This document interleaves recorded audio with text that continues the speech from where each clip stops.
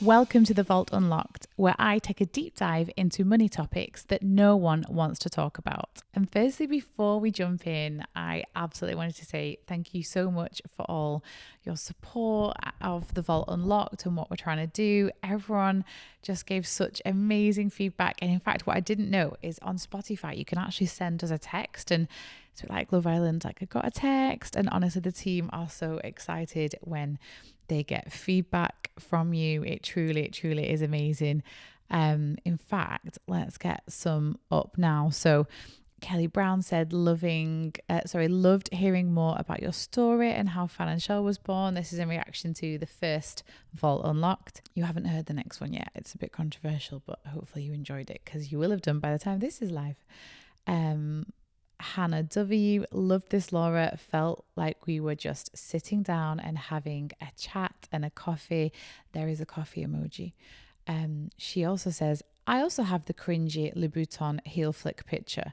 I hated them so much. Never wore them and so glad I got rid of them and put the money towards my debt. Oh my God, we are Louboutin sisters that like we can be healthily embarrassed together, Hannah. Emma Smith says, loved learning about all this. You've given me an extra boost to sort out my finances. And so those are some of the ones on YouTube. And then some people have also messaged in. I'll have to find more a different time to share with you, but you can message directly in via Spotify, which I find totally cool. And also we got an amazing voice note from a listener who, one of the things that she said was, I think that it was refreshing to hear from me that like I've not always had my shit together and that's a normal thing. I think so many people, and listen, it's a female thing, like we always want to appear perfect and we always want to, curate this kind of image and really if we were just a bit more vulnerable and honest, we'd all feel a bit better, but that's really hard to do. And actually to that point, this is going to be more relevant for our YouTube watches because you'll see obviously I'm at home, I'm in my kitchen again, and I'm in the coziest Zara set. It's like this cashmere-esque, but it's definitely not cashmere, like tracksuit. I'm going to stand up a little bit so you can see it. It's like look, this is an awful camera angle, I'm sorry, but you can see it's like wide leg trousers. It's just a really good vibe. It wasn't on a list and it wasn't in the budget. And what basically happened was I fell for the retail tricks that I help people avoid. We were buying 2 perfumes from Zara pre-Christmas as Christmas gifts. And they are £22.99 each. And if you spent $50, it was free delivery. So I like the free. I am taken in by this just like everyone else. And so I hunted on that website for anything that I could remotely get to get me over the 50. I looked at basics. I looked at costume jewelry. I looked at children's clothes. I looked at everything to see what in our life could we do with that would tip me over. And so when I was in basics, I then got into like loungewear, and I have wanted for a while, like a cozy tracksuit that I can wear at home that really you probably wouldn't wear out. And I stumbled across this. And so if you got the top, you then need to get the bottom. And so I ordered them and I got free delivery. And I can't remember how much I spent on them, but I am telling you, like probably 30, 40 pounds on this set. I didn't need it. It wasn't on the list. I wanted free delivery. Zara, you had me. And actually, my husband kind of fell for this and I nearly did. I've ordered some dresses for his 40th birthday party. We're going to be having his 40th in the village in a couple of days actually. And I ordered 4 dresses because I'm kind of in between sizes at the moment, but I really do like Club London for party wear. I've had a black dress from them that I've worn 6 times this year. It was the best buy at the beginning of the year for one of our friend Tom's got a business and he had an event and I bought it for that, and I have worn it. So I wanted something new, but I went to Club London, ordered 4 dresses and a pair of earrings. Luckily one of them worked out. Didn't use buy now pay later. Had to fund, I think it was a £300 order, which there is not that in the clothing budget. This is where you kind of like have to Rob from Peter to pay Paul in your pots. And so when you're sinking from pots, I moved money around and paid for it, and then tried them on, picked the one and picked the earrings were fine. You can't send back anyway, but picked those. And like Holly was round here and she was like, okay, send them back now because we need that money back. Like, you want that money back. And so don't forget. And we're going on holiday and stuff. We need to return them. So got them packaged up, marched straight back to the post office, posted back the 3. I didn't need less the delivery fee, which just is frustrating, but hey ho. And lo and behold, the next day, Carl got it's not a win back email. A win back email is where you might leave stuff in your basket or you like hearted some stuff and you didn't actually convert. So I had converted. I bought 4 dresses, but they saw me coming. And so they said, did you get everything you needed? Is there anything else you need? We'll give you free delivery in this promotional email. And Carl forwards it straight to me and I open it and go, da, da, da, da, da. I'm looking, I'm going, what the fuck? I don't need it. Like, I don't need a dress. I've got the dress. How often do I need a party dress or a ball gown? Not that often in my life. I'm sat here in the loungewear, remember? And it just goes to show, we are all human, and billions and billions of pounds is spent on trying to get us to part with money. So if you fall for a sales sticker, a free delivery, a whatever once in a while, you are forgiven. You are not in financial jail, because otherwise I'd be in there with you. So, suffice to say, thank you very much for your feedback on the pod. I'm loving having double episodes out for us now. The one with the team that we film with all your dilemmas, and then the one where we do deep dives. And on that note, let's get into this week's Vault Unlocked. I'm going to be saying the B word a bit. Not that naughty one. I don't say that word actually. I do F a lot, but I don't do that one. I SHIT a lot as well. I've already said that in this thing. I don't know why I'm censoring myself. We're going to be talking budgeting, but this is not going to be a tutorial. Do not think that you're going to sit here and listen to me lecture about how to. You will pick up tips. You will be able to then rewatch this later and re-listen to it and kind of build your budget if you want to. But this is bigger than the budget. This really, really is. And I'll tell you why. Budgeting gets a massively bad rap. People view it as stringent and like frugal and restrictive, or like a corset. That's what I'm picturing. Like it's tightening and tightening and tightening. And it's kind of made out to be something that should, if you're on a budget, you're either super organized, maybe, and that's a good thing, or it's because you need to be. And obviously in society, we do not like the idea that people would think we're struggling and that we've got a problem and that we need to be on a budget. And so it's got a bad rap. And it's like, well, not a great budget, but the countries run on budgets. Very successful businesses run on budgets. A budget is merely a plan that you put in place, and it doesn't have to be restrictive. You can have what we call a bougie budget. A bougie budget, everyone should design their own bougie budget, which is, imagine if, money was no object. What would you put in each category? Because do you know what? What's hilarious is you actually, once you get past a certain level, and tell me what yours is, you struggle to spend it.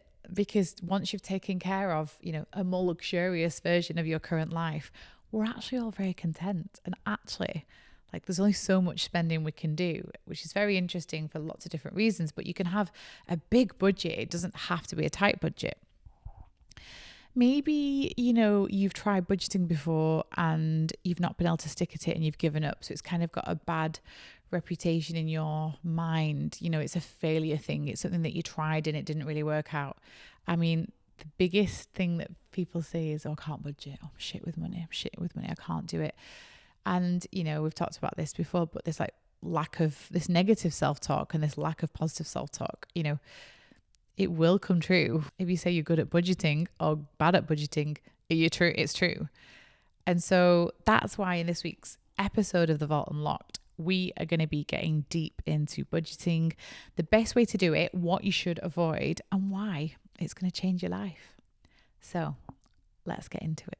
So historically, we've already talked about this, budgets is seen as rigid and it's a guilt-inducing plan and you should be ashamed of it. And it's like that crash diet the thing that we've talked about before, which is like all or nothing. It's like, I'm going in, I'm going to cut everything. I'm not getting coffees. I'm taking my lunch to work every day. I'm not buying anything. And we just literally set ourselves up to fail when we think like that. We really, really do. Budgets can really bring freedom. They can bring this kind of like clarity, like every one of you, especially if you're budgeting in a couple, which we talked about last week, but managing money together, it gives you clarity. But even on your own, like life's hectic. And so what are your goals and what does your budget say about those goals? Like how clear are you on where money's going, where it comes from, where it's going, and if it's going towards the things that are going to, help you financially. There's lots of popular traditional budgeting methods. Lots of people will know of the 50-30-20. The 50-30-20 is where you have 50% on needs, 30% of your expenses on wants, and 20% on saving and investing, which I can understand why this is a popular one. We always like to be told what to do. Like we're human nature, like we just love being given a framework and a guide. The big problem with the 50-30-20 is a couple of things. One, it assumes that we all have similar cost ratios. So, we're in the north of the country. It's fairly expensive to live in our village. There are more expensive ones, but generally the cost of living and cost of housing here is not too bad compared with central London. So when you compare that city, or when you compare that, highly populated or, higher cost of living area, my budget is going to look different to someone else's. Just based on our postcode. You then could look at the difference between like if you've been single or if you're in a relationship and you manage money together and you're sharing those household expenses. The single tax is a massive issue for the 50-30-20 because someone running the 50-30-20 may find it incredibly difficult to limit their needs to 50% of their income because they're shouldering the needs, like the essential bills themselves. And so, that's not even in counting things like children, commutes to work, travel, any particular medical needs. So it's great as a guide if it's a rule of thumb for the majority, but we're not about the majority here. We want everyone to be able to build a system that works for them. And this is why the Financielle Method, which we talked about earlier and we're going to go into again, it really helps you to build your own plan, you to build your own budget, but with some frameworks because we like frameworks. And so the 50-30-20 is possible. There's other ones called like zero-based budget. This is very similar to ours actually, where you kind of make sure every pound or dollar is allocated. And that's really important to make sure that there's no free money sloshing around and you suddenly think you don't have a lot. So we'll come on to that when we look at the financial one. But there's also a few budgeting pitfalls that I want you to think about and think, is this you? Firstly, people kind of go backward looking. So they look at what they spent. And that wasn't a plan. That was just what you spent. And that was driven by impulse, time of year, what came up that month. And you may have a situation where you have a really, really busy social month, and then you might build a budget on the back of that. And that's not realistic because not every month you're going to have that. And so backward looking budgeting isn't a great place to start. It's great to budget and then check in and make sure that you're going to be accurate.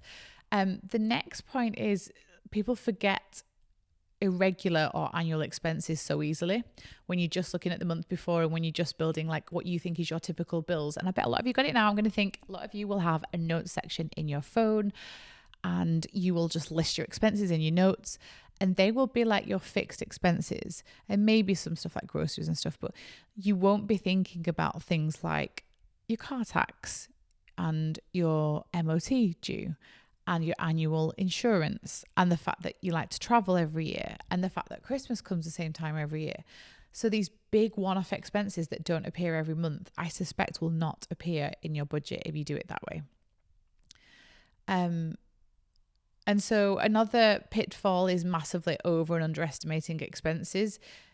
Typically underestimating. I think that, I don't know about you, my brain sometimes gets stuck in 10 years ago of what things cost. I really struggle to understand or to accept, not understand. I struggle to accept the consequences of inflation. It's not that I don't understand it. I obviously understand the technicalities of inflation, which is like the cost at which goods and services are rising for us year on year. And actually, it's, especially in recent years, they've gone up a lot when you look at things like the typical shopping basket, when you specifically look at the things that we need to run our house. But things feel expensive all the time. It's like I'm not prepared sometimes to increase the categories in my budget, and then I get shocked when I go over it.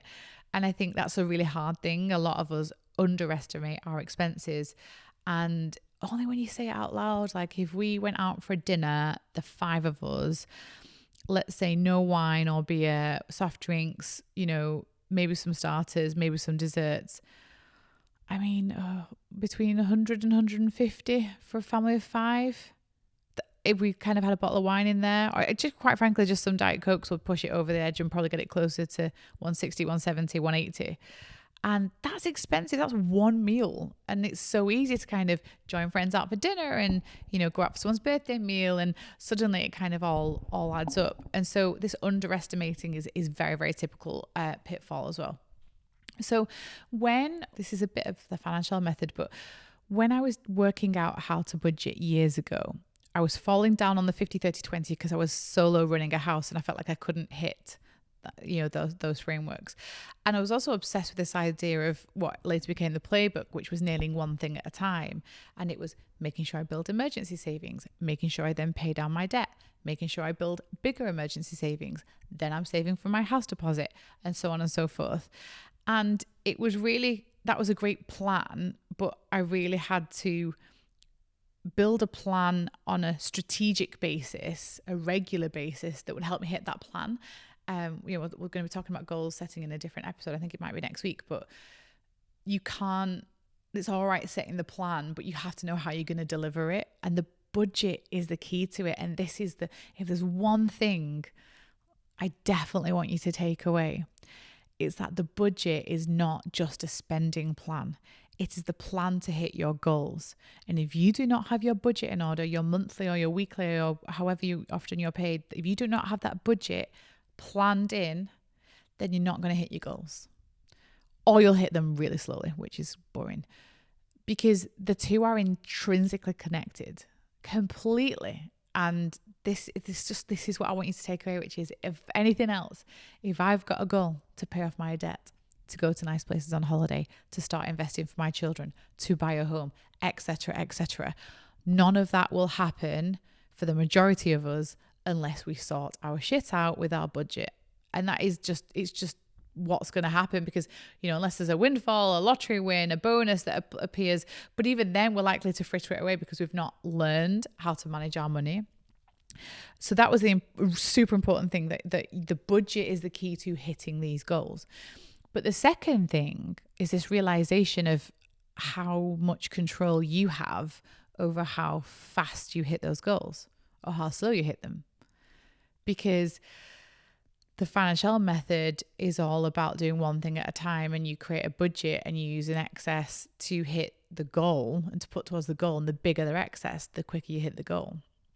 So this is why, and I honestly haven't seen this anywhere else. This is why the financial budgeting method on a personal finance level is actually more like a profit and loss account in a business. It's much more designed to be in your control than these set parameters.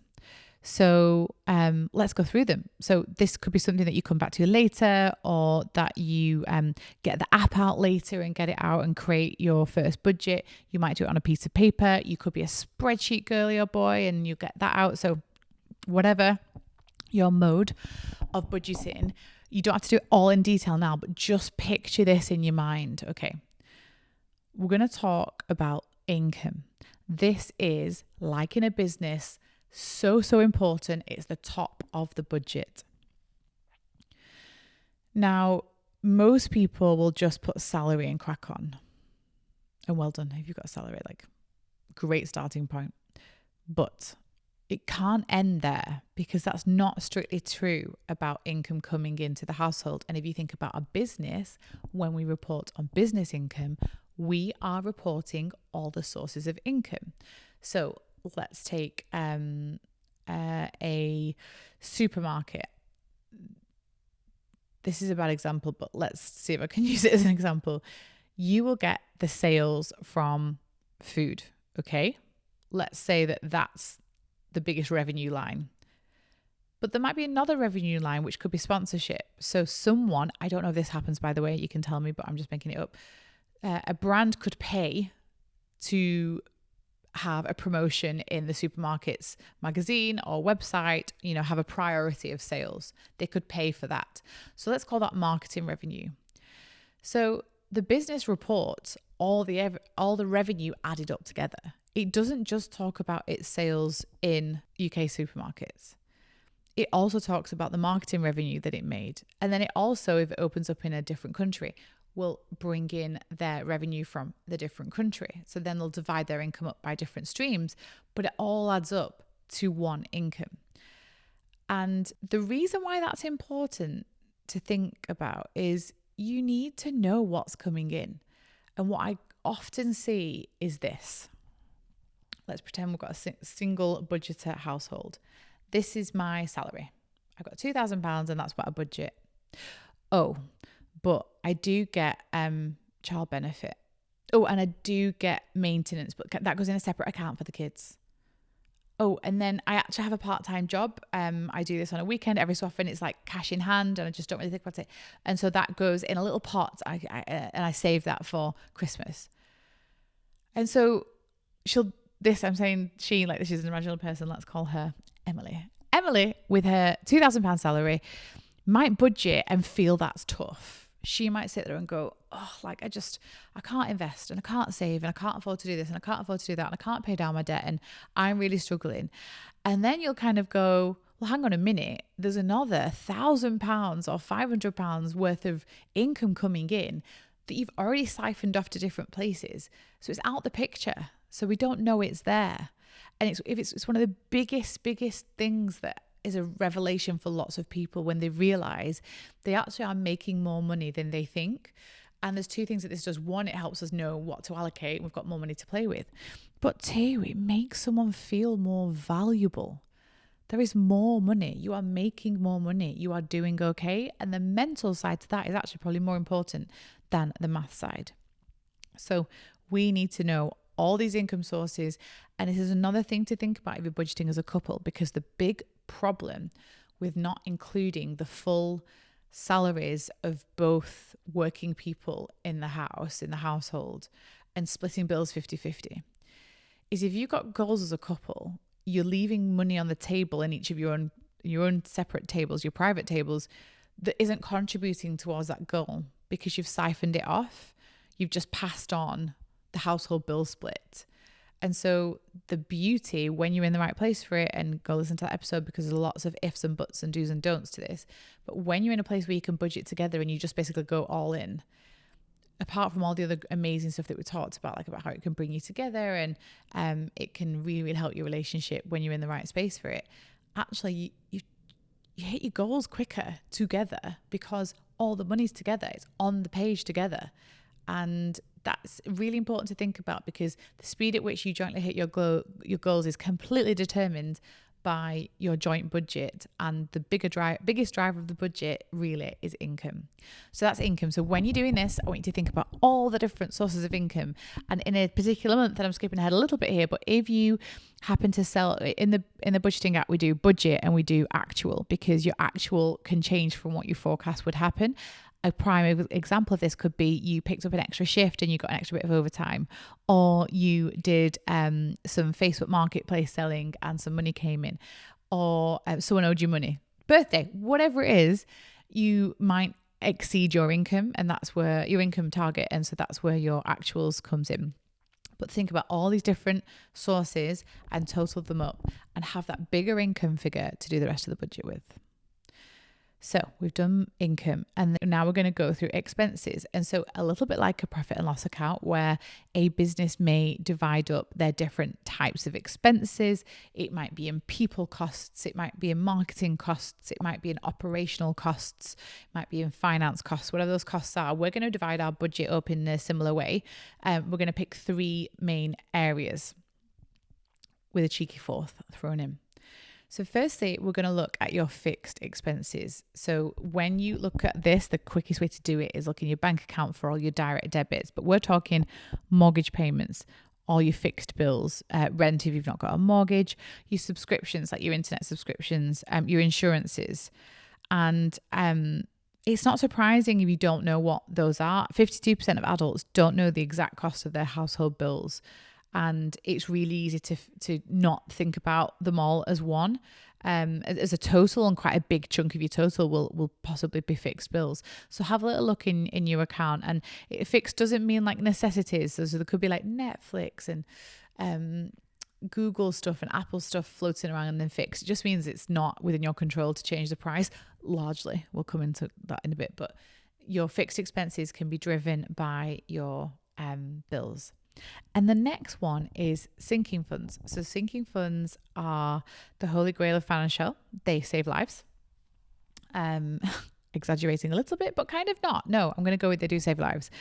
Sinking funds are pots of money that we build up for planned expenses. And it's easy to get tripped up if you've not done them before.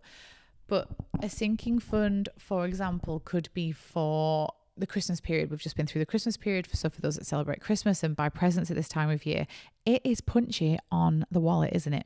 And so if you can plan ahead and go, okay, I would like £1,200 from, I'm going to do it from the December paycheck, and for next Christmas by the November paycheck, I want £1,200. You need to put £100 aside. Well, that's fucking easier said than done, isn't it? I didn't do that for years. You know, I would just kind of spend most of my November wage and kind of wouldn't have any money left over. I would use credit cards, and would be, you know, most of us are paying Christmas off all year. We really are. It's quite shocking. And yes, people know you should save up in advance for things, but by golly, we don't, because we're human. Unless you use Financielle. And Financielle will teach you how to do that. And the first time you do it, it's really annoying because you just don't want to do it. I remember when I was doing this like years ago, I was like, oh, I don't want to move that money. I want to use it. I want to use it to pay off debt even, but I don't want to build up money in a pot for something until you use the pot. And honest to God, it is one of the greatest days of your financial life. People may talk about it, whether the day they bought the home or the fact that they hit a big financial milestone.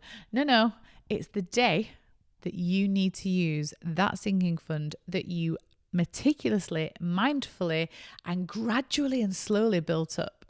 And so what we want you to do is be the girly or the guy that puts money aside into a pot, digital pot in your bank every month.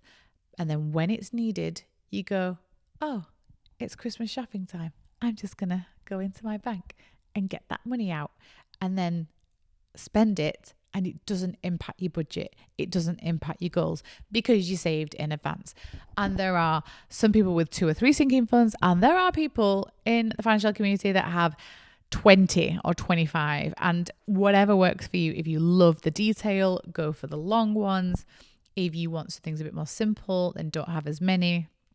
But people have travel sinking funds is a great one to do. I think we do spend a lot on travel as humans typically, and it's getting more and more expensive. It's so hard, but we really don't want to be funding travel with credit unnecessarily. I mean, side the point about credit cards and protection and stuff, but just we shouldn't be funding it with money we don't have, basically.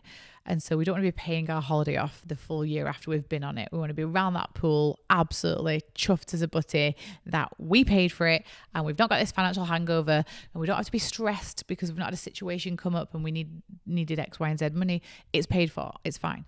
And so travel's a really good one to do. And again, you do the same thing. You thinking ahead and go, how much will I need by when? And then work backwards. In the Financielle app, actually, one of the free tools is you can go to trackers, and there's a sinking fund tracker. So you might not have a digital bank account where you can have the separate pots with names, but you could have an account like a good saver where you'll get good interest rate on. And it might have all of it together, but in your Financielle app for free, you can just document your different sinking funds. And so sit there and go, okay, I want to go to Ibiza in July and I'm going to need £3,000 for me and my partner because it's going to be da-da-da-da-da-da. Okay, how much do I need to save per month? And then in your budget, you put that monthly amount in, and then you transfer it into the sinking fund pot.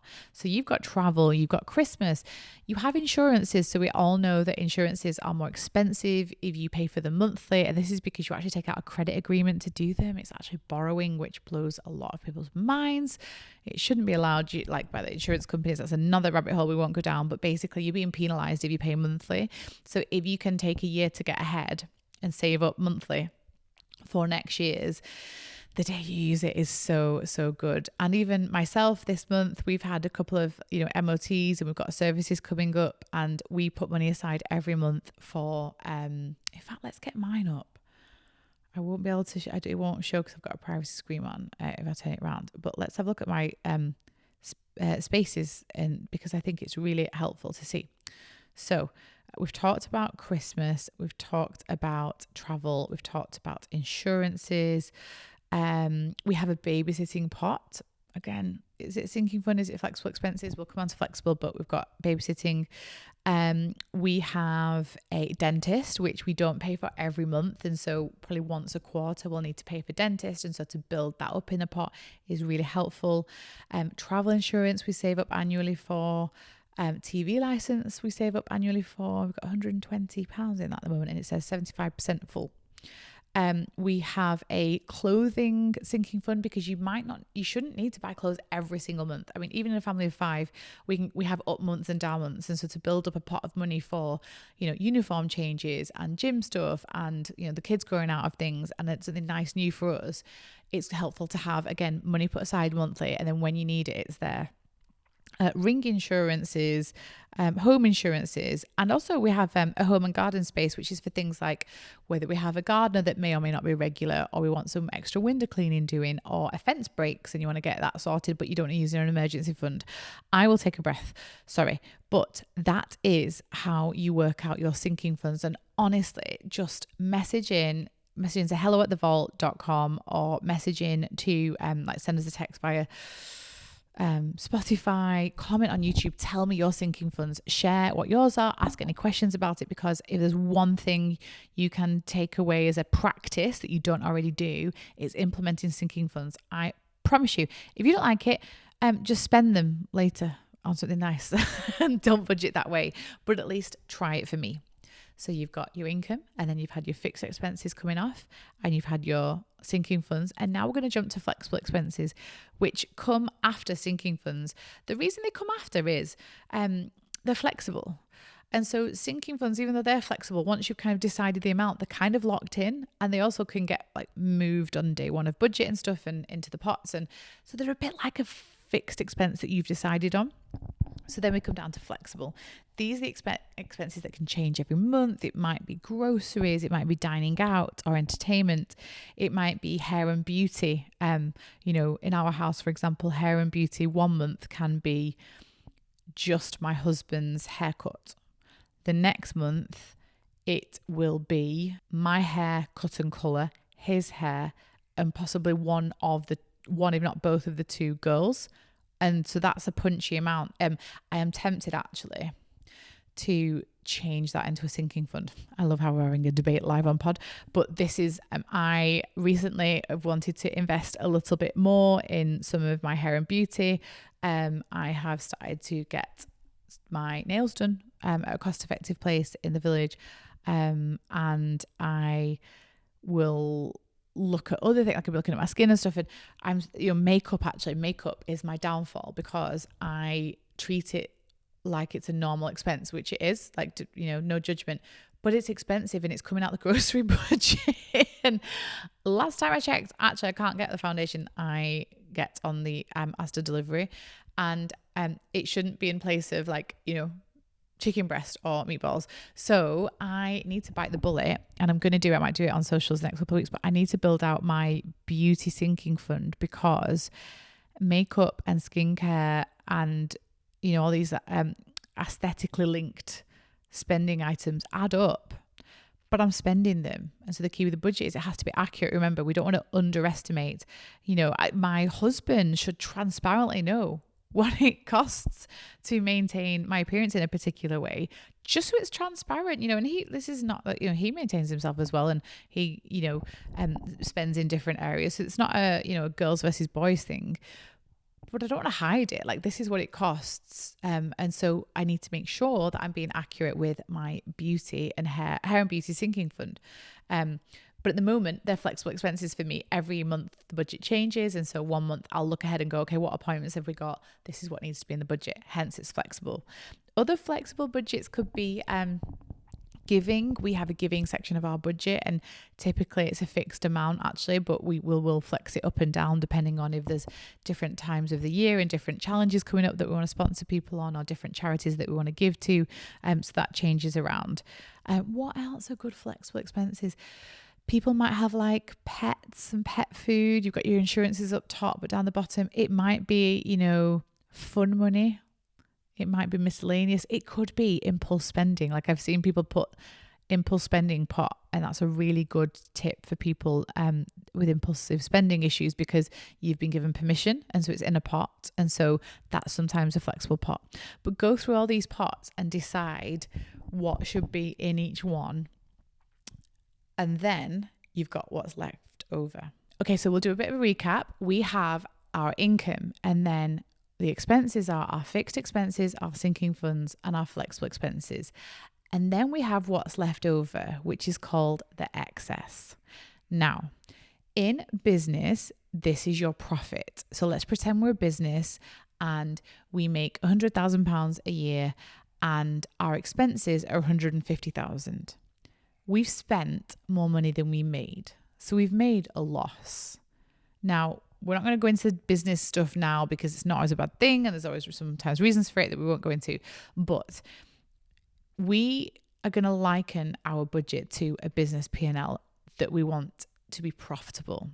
So if a company can make £100,000 a year and the costs to run that business are £100,000 a year, it made no profit, but it didn't make a loss. And what that means is, it didn't need any extra cash or money from anywhere. It kind of just, whatever it made, it spent.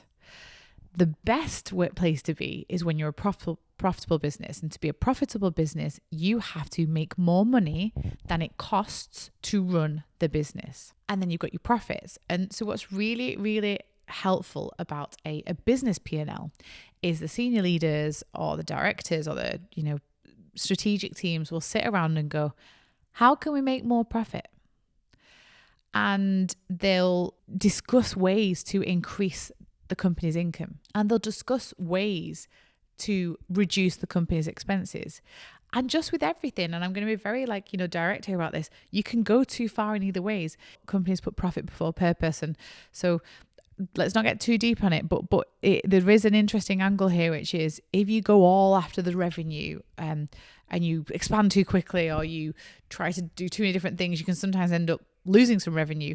And if you try to cut expenses so thin, you actually might have a negative impact on revenue because you might not be able to deliver services properly. This is true in the personal budget as well, which we'll come on to. But the idea that in business, a team can sit around and go, how can we change these numbers? This is the mentality that I want you to have for your budget. And I don't think there's another method out there that is intentionally getting you to grow your personal profit, to grow your excess in a way that suits you, that doesn't confine you to certain percentages, but it helps to give you a framework to do that in. And the magic happens with the excess. Your excess at the end of your budget, the bit that's left over, is the bit that you can put towards your goals. So remember at the beginning, I said that it is really important that when you set these goals, your life goals, your money goals, that you have a plan of how you're going to get there. And the plan is derived from the budget. And so this is the most important part of the budget, the excess. If your excess is too small, you will not hit your goals quick enough. If your excess is a negative, so if you've made a loss like we talked about with the business, you're probably using credit to fund your lifestyle. Don't worry if that's you right now. If you've done this exercise and you're like, oh, I've got a negative excess. Most people do on their first one. It's because we suddenly realize oh, we are spending more money than comes in. That's why I'm going in my overdraft. That's why I use buy now, pay later. That's why I need to borrow money all the time. It helps to make that like click in your head. And so it's not a bad thing. And the good thing about the budget is you can tweak. So this is, you need to balance that budget, get it to zero at first, and then we see if we can grow the excess. And this is where the decisions come in. And the concept of squeezing a budget. And so we'll talk about excess percentages. They will again change by person. I think, if you can aim for a positive at first, that's great. A positive excess where you have something left over and try and grow from there. Getting up to 15-20%, just like the 50-30-20 is not a bad place to be at all. It's a great place, but it's not a rule. The biggest way to grow the excess, as we've said, is to increase income and decrease expenses. There's a really cool feature in the app. I think it's a free ebook called the Money MOT, and you go through one line of your budget at a time and see if you can optimize it. So income is about looking at, can you get a pay rise at work? Can you change jobs? Can you do more qualifications that get you more earnings? Can you take on extra jobs for a period of time? Are you entitled to benefits and that you've not really optimized well enough?